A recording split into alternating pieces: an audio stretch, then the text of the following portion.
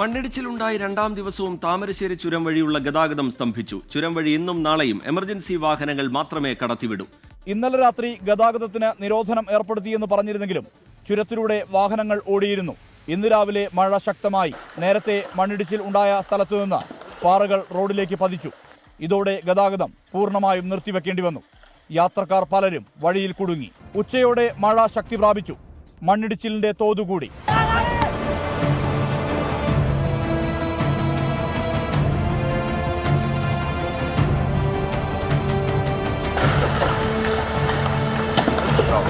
മലയിടിച്ചിൽ കോഴിക്കോട് ജില്ലയുടെ ഭാഗമായിരുന്നിട്ടും ജില്ലാ ഭരണകൂടത്തിന്റെ ഇടപെടൽ ഇല്ലായ്മയിൽ പ്രതിഷേധവും ഉയർന്നു.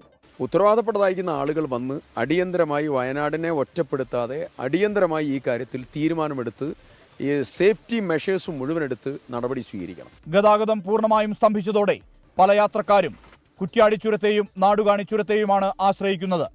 ലക്കിടിയിൽ ഇടവിട്ട് കനത്ത മഴ തുടരുകയാണ്.